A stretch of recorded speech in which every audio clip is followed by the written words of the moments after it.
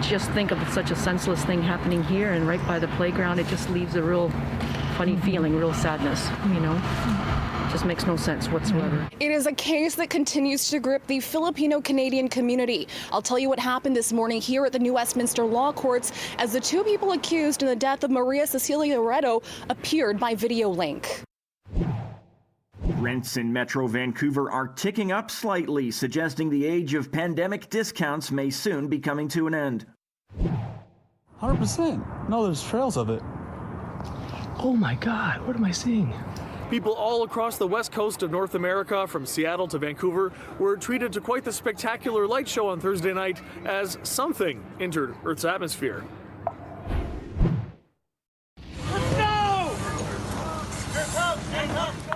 This is City News at 6, and we begin with some breaking news tonight.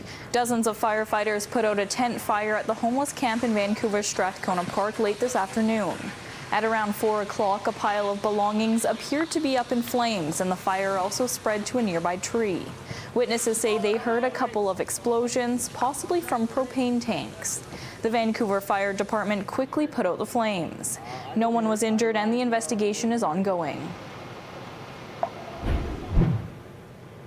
BC is once again trending in the wrong direction. The province is reporting another surge in new cases, with 908 people testing positive for COVID-19 in the last 24 hours.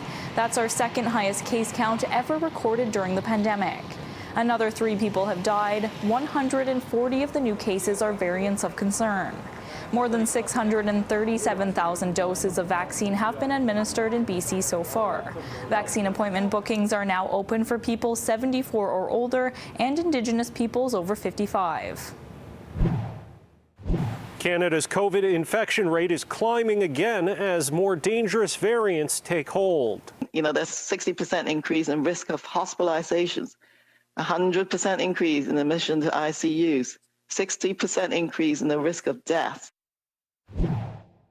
A small memorial continues to grow next to the children's playground at Green Tree Village Park in Burnaby. It's a tribute to Maria Cecilia Loreto. This is where the 49-year-old's badly burned remains were found last week. It is a case that continues to grip Metro Vancouver's Filipino-Canadian community. And right behind me here at the Law Courts in New Westminster is where the two accused in this case made a very brief appearance in front of a judge, wearing orange shirts and face masks. 21-year-old Carlo Tobias and a 15-year-old who cannot be named under the Youth Criminal Justice Act are each facing a count of first-degree murder, along with a count of indignity to human remains. Friday's proceedings only lasted a few minutes. Each gave quick answers to the judge. Back at the memorial in Burnaby, friends, family, and complete strangers are showing up to mourn Loreto. People are still lighting candles, leaving handwritten notes, and laying flowers. Just came to pay our respects because it's just such a sad situation, you know, such a senseless way to die. It just makes no sense, and it just feels very strange now here in the neighborhood. I don't live here, but my mom does, and I come and visit them quite often. And to just think of such a senseless thing happening here and right by the playground, it just leaves a real funny feeling, real sadness, you know. It just makes no sense whatsoever. A memorial is also growing online where people are sharing videos and photos of Maria in a tribute group on Facebook. Close friends called her Maisel. She was well known for her love of singing, dancing, and volunteerism. People who live at her New Westminster apartment building say she was jolly and friendly. Like, she was so bubbly, and, you know, it's like as if, you know, she was very happy. I feel so bad and so sad about the family. So when I heard about the news, I got shocked. You would always see her smile. She's definitely a loss, a great loss to all of us, her friends, and especially to Filipino community. The two accused in this case are due back in court in April. For City News in New Westminster, I'm News 1130's Ria Renouf. City News has also learned that Carlo Tobias is facing one charge of sexual interference with a minor in a separate file in Richmond. The charge is connected to something that would have happened between November 1st and November 30th of last year.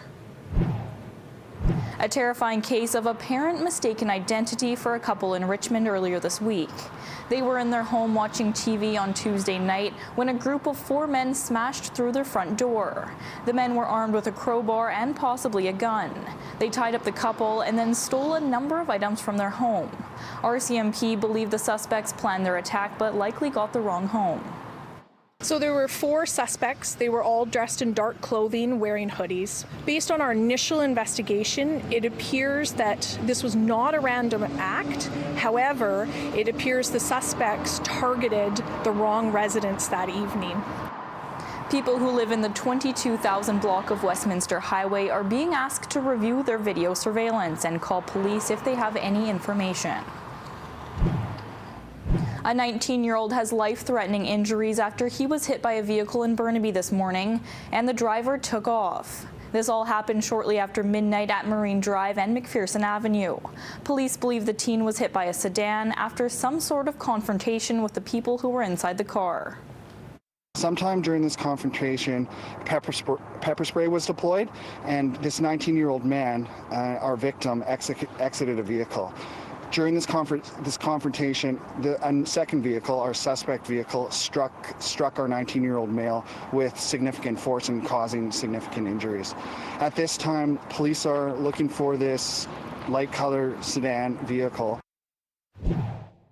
Rents have been falling steadily in Metro Vancouver during the pandemic, but that trend appears to be reversing. We're looking at new data from a rental platform suggesting the days of getting a deal may be limited. An unfurnished one-bedroom rental now goes for an average of just under $1,700 in the region, according to Live.Rent. Matisse Yu with the platform tells us it's the second straight month where we've seen the average rent rise, suggesting people are coming into the city after that initial exodus. So it's very interesting to us to see Vancouver as a very, very strong rental market that's, actually seeing their rental rates recover and be quite stable. Still, Yu says you can still find incentives out there.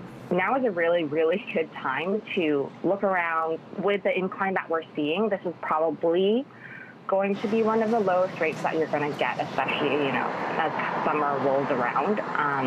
Typically, we do see continued increase April to August. Vancouver is a bit of an outlier. Yu says rents are continuing to fall in both Montreal and Toronto. For City News, I'm News 1130's Martin McMahon. We're likely to see a 2-cent increase come Sunday and Monday. We're going to see this choppy day-to-day volatility until this thing is resolved. A massive cargo ship grounded half a world away is costing you at the pump. Here's a live look at Vancouver City Hall tonight. Members of Extinction Rebellion are planning a large protest here tomorrow, and it'll culminate in a march on the Cambie Street Bridge. Organizers say they plan to, quote, non-violently take up public space by occupying the bridge in order to bring attention to climate change. Their demands include having the federal government form a citizens' assembly to create an emergency plan for ecological justice. A rally is planned for 12 o'clock in front of City Hall and the march to follow. Oh my God, what am I seeing? I don't remember hearing or feeling anything. But yeah, I looked up and what I saw was just like these streaking lights coming across the sky. Jess Allen lives in Oregon State, just south of Portland. When he brought his dog out for a bathroom break, this is what he saw. A beautiful and mysterious light show in the skies above the West Coast from Oregon to Seattle and Vancouver. The first thing I thought was like, oh gosh, this is how I become a UFO conspiracy theorist, isn't it? Like, saw that, started videoing and sent it to my wife and she was freaking out. She loves space and everything like that. So she's like, just losing her mind. I heard a lot of reports later, people heard like rumblings or like thunder, or they thought their kids were stomping around. It's a phenomenon that now has an explanation. The breakup of a discarded rocket stage that had been in space for about 3 weeks and was re-entering the atmosphere. Jonathan McDowell is an astrophysicist for the Harvard-Smithsonian Center for Astrophysics. He says globally, this kind of thing happens about once a week, as something that once went up finally comes down. You get a big headwind, right, that heats you, melts you, you break up into flaming lumps of stuff that then just end up melting and dispersing in the upper atmosphere for the most part.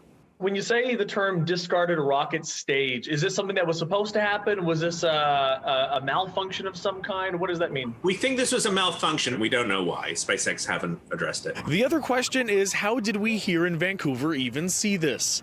A map of the flight path clearly shows the debris passing over the center of Washington state, but in this video clearly recognizable as this approximate area of the seawall in downtown Vancouver, we still see that rocket passing Vancouver General Hospital before making its way over City Hall and then beyond. How did we see it from that far away? Can we actually see that far from here? Yeah, because so the thing is, right, you get fooled because it's 40 miles up and it's traveling at 17,000 miles an hour. And your brain is used to seeing planes that are maybe a couple miles away traveling at a couple hundred miles an hour. That is really close. God. This sort of debris-caused phenomenon is rarely dangerous to us down below. If any rocket chunks did make it down, they're believed to be scattered in the Rockies. It's an event Chess says he's unlikely to forget. It was super surreal. In Vancouver, David Zura, City News.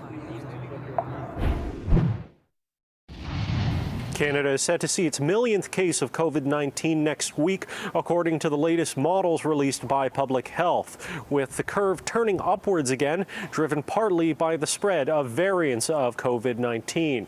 Canada's top doctors highlighting the risk presented by these new variants, with data from Ontario showing increased transmissibility, increased hospitalization rates, and higher fatality rates. You know, there's 60% increase in risk of hospitalizations, 100% increase in admission to ICUs, 60% increase in the risk of death. And these severity indicators can be seen across all age groups of the adult population. Dr. Theresa Tam was referring to as yet unreleased figures from Ontario's Science Advisory Table, showing how variants have affected Canada's most populous province. Since early March, Canada's R number, which shows how many new people one patient infects, has been above 1. We can't let down our guard. You know, the vaccination is rolling out. Certainly, it's on a good rhythm right now. But in the meantime, we need to hold on and really continue with the strict observance of the public health measures as well as individual practices. However, Canada's vaccination program may be beginning to bear fruit, at least in the statistics. Incidence rates for people above 80 are lower than nearly any other group. However, this comes as people aged 20 to 39 are showing a higher incidence rate. Dr. Tam couldn't say if health officials have an estimated end date for the pandemic, saying case counts will decide that, but she adds that September is still the target for having all Canadians vaccinated. I look towards a fall where you don't have to continuously put in restrictive measures.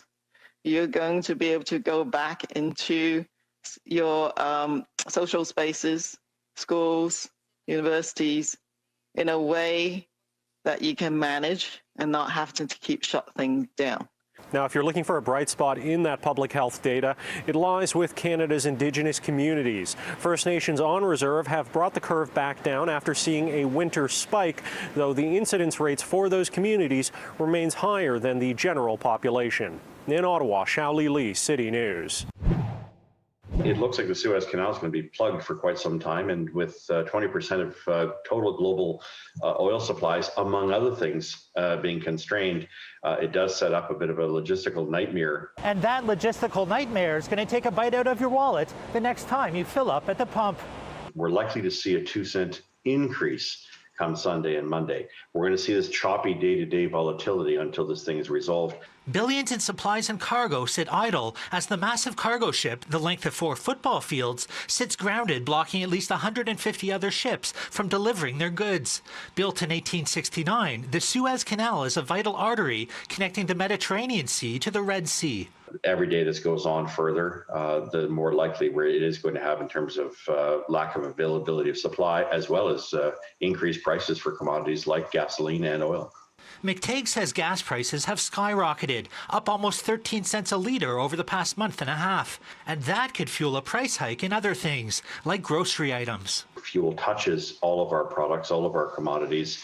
And whether we like it or not, whether we drive or not, it does have a cascading effect in terms of the cost of living. To make matters worse, McTighe says some Canadians should brace for more increases because of the upcoming carbon tax hike and the switch from winter gas to summer. In Ottawa, Nigel Newlove, City News.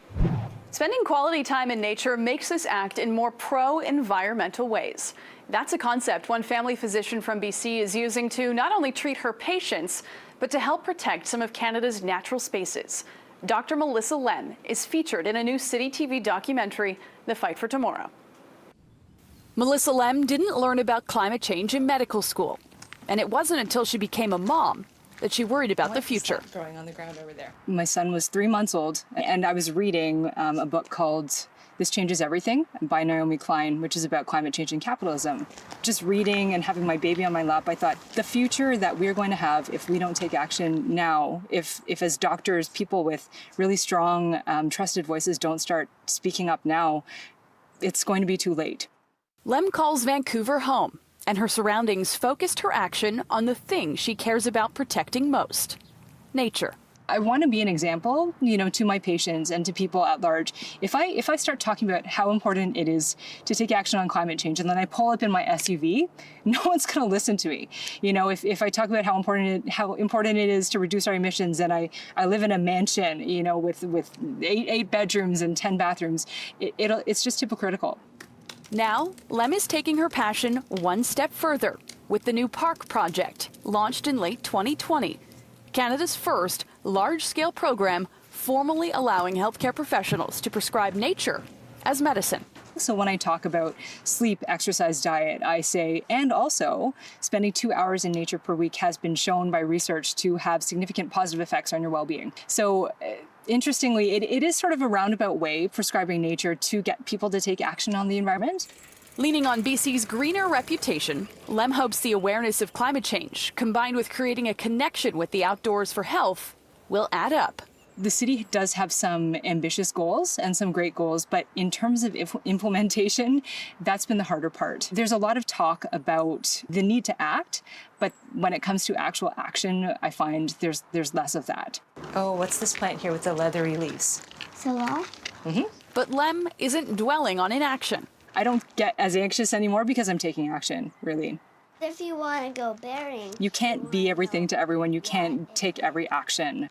I think you have to think about what your priorities are. What do you really love? For me, I love nature. Well, Dr. Lem is one of 8 Canadians featured in that new documentary, The Fight for Tomorrow. It explores the climate crisis in Canada and how people like Dr. Lem are trying to change the course of our future. It airs right here on City TV, Tuesday, March 30th. Megan Robinson, City News. Vancouver's news is always available on the radio with News 1130 or online anytime at citynews1130.com. Your next edition of City News is tonight at 11. Thanks for watching. Have a great night.